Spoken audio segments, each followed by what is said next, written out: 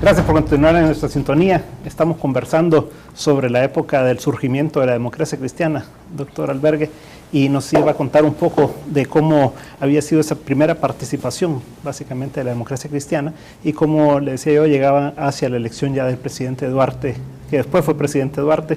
En ese momento no se le permite ganar en el 72, ¿verdad? Todo el 72 tiene como característica especial que se produjo una coalición entre dos partidos de oposición, la Democracia Cristiana, tres partidos, la Democracia Cristiana, la UDN y el partido de Guillermo Ungo, porque se había visto que por el camino de la lucha de un solo partido no había posibilidad de ganar, porque siempre pues estaba el fraude como impedimento.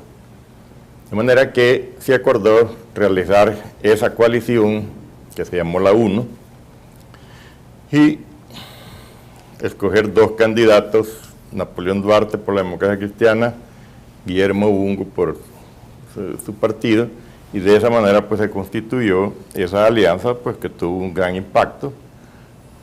Rápido se aglutinó pues una gran cantidad de gente. Tal vez es la alianza política más importante que ha habido en la historia de El Salvador, ¿verdad? Al menos en el siglo XX creo que sí, ¿verdad? Porque esa alianza tuvo dos experiencias. La primera fue la del 72, en donde, pues, según las informaciones, el informe que le dieron al presidente Sánchez Hernández era que la elección se había perdido. Ahí se produjo una especie de suspensión de las actividades electorales, los escrutinios, y se preparó el fraude pues más monumental que ha habido en los procesos electorales nuestros. Y como consecuencia de eso, pues también hubo efectos en que mucha gente tuvo que salir al exilio, en fin, se produjo esa situación.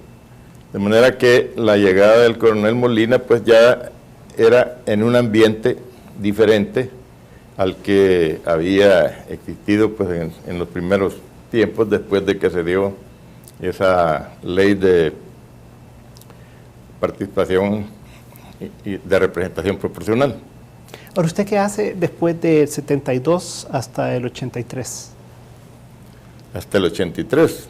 En ese periodo, ¿qué se Bueno, vino la segunda elección, que ya mencionaba Alejandro, en donde los candidatos fueron Claramón y Toño Morales Erlich, y en esta, como él mismo dijo, ni siquiera se contaron los votos, sino que a las 10 de la mañana ya todas las urnas estaban llenas, ¿verdad?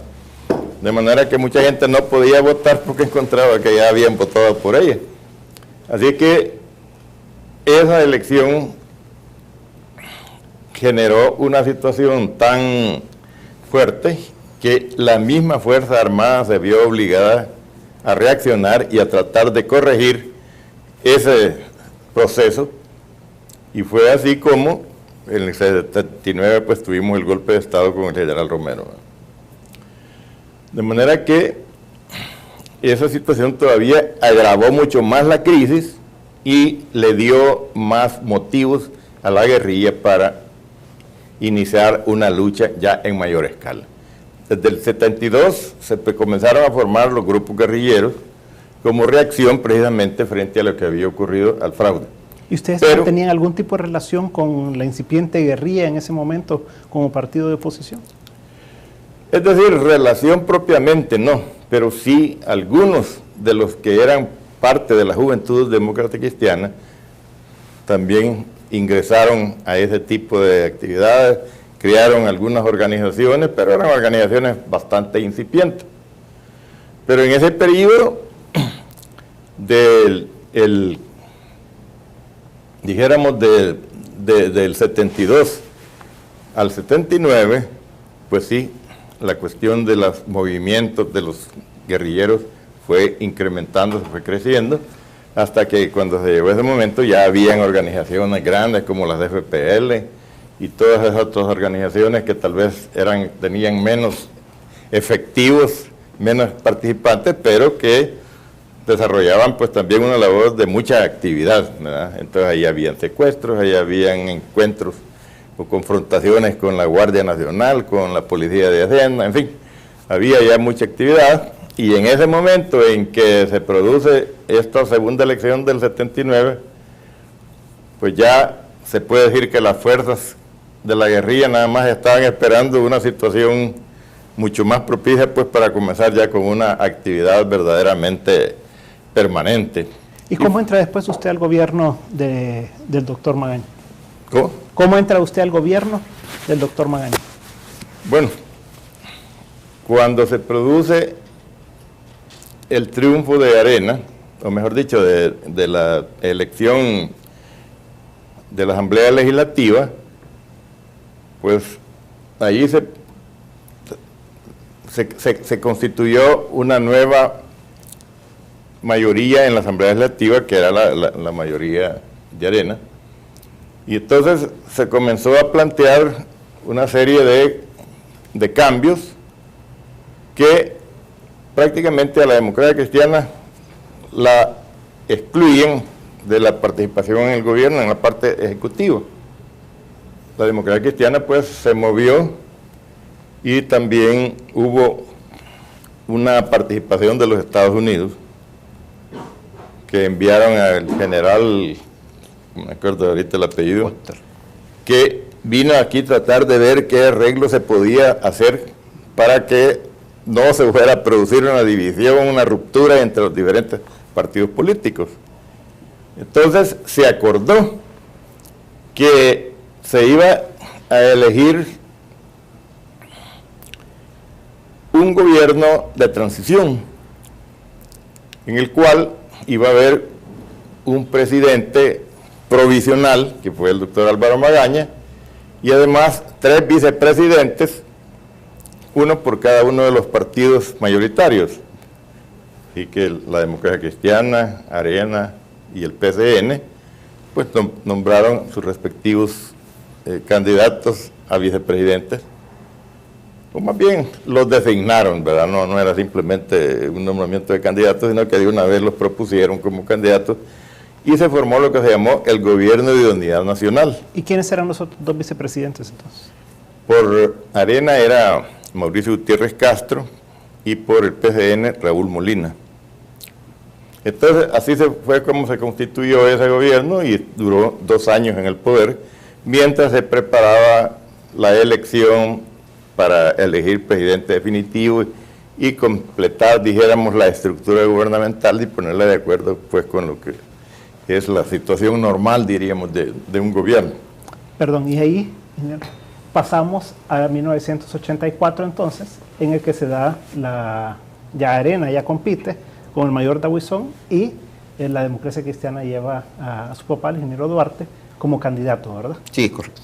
¿Quién gana esa elección? Bueno, la gana la Democracia Cristiana. ¿La gana la Democracia Cristiana, doña Gloria? Bueno, No. bueno, No, ahí todavía había un tenemos- predominio tenemos fuerte una- del ejército. Del ejército y también de fuerzas extrañas, ¿verdad? Ha habido mucha duda, ¿verdad? Así como No, queda no, muy claro el no, no 72, creo que haya- en no el creo que 84 haya- hay duda, ¿verdad? No creo que haya duda.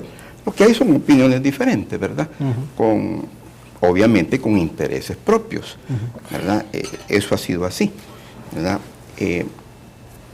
Vamos a ver, ¿qué es lo que sucede en el momento en que esa asamblea constituyente se presenta, ¿verdad? Y toma posesión?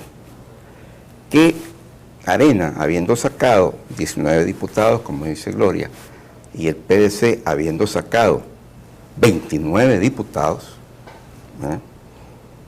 De 60, De 60, casi la mitad. ¿verdad? Casi la mitad, se conforma una alianza con todos los otros partidos, PCN, PPS, AD, ¿verdad? Y ellos logran obtener entonces la mayoría en la asamblea para poder, digamos, implementar sus políticas. ¿Verdad? Eso sucede. ¿Verdad? Y contrario a lo que ella ha planteado, yo creo que esa elección de 1972 es una elección que se da masivamente, dentro de la guerra, el FMLN bombardea centros de votación, 82, y inclusive, tú te acuerdas, ¿verdad?, que disparaban contra la gente que estaba haciendo cola, la gente se tiraba al suelo, se levantaba y seguía a votar.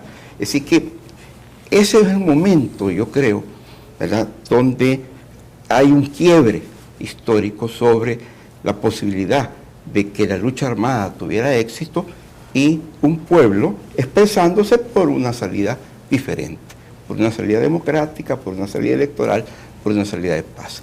No hay fraude. ¿Por qué? ¿Verdad? Porque es masiva, totalmente masiva la votación. ¿Verdad? Del 82. De 1982. Y es más, ni siquiera se usaron las listas del PCN, ¿verdad? Y no se usaron precisamente porque esas listas, durante 25 años, habían sido parte del fraude y además habían sido objetivo de la guerra. Es decir, más bien productos directos de la guerra, ¿no? Porque cuando se levantan esta gente en armas, se levantan por un proceso político, ¿verdad? Y usted después va a elecciones como candidato a alcalde de San Salvador, sí, ¿verdad? Es en la misma época, en 1982. Ahí lo que ocurrió fue que nos pusimos de acuerdo los tres partidos, ¿verdad? Y dijimos, bueno, ¿qué hacemos? ¿Vamos a una elección donde elegimos alcaldes y diputados? ¿Verdad? ¿O vamos a una elección solo de diputados? Entonces ahí nos pusimos de acuerdo y dijimos, bueno, vamos a hacer lo siguiente, ¿verdad? Vamos a ir de diputados. ¿Por qué? Porque era todavía en plena guerra, era muy costoso plantearse las campañas municipales, los concejales, la gente no quería, ¿verdad? Había 1000 problemas, pero el país requería como reinstalar la institucionalidad. Entonces, los tres partidos, como dicen mayoritarios, PCN, Arena y PDC, nos pusimos de acuerdo y dijimos, todos aquellos municipios que gane un partido político la elección, él va a proponer a la Asamblea Constituyente la elección en segundo grado del alcalde. Y así, yo diría que en términos generales, hubo obviamente negociaciones de que mira, no, aquel sí, pero será el 5%. Yo creo que se respetó el espíritu y los partidos accesaron a través de este sistema a los municipios. Se hizo en una elección de segundo grado. O sea que usted llega como alcalde de San Salvador a través de ese mecanismo. A través de este sistema. Porque yo quisiera ahí entrar y explicar algo. Y eso lo dejamos para el siguiente bloque, y ahí vamos precisamente.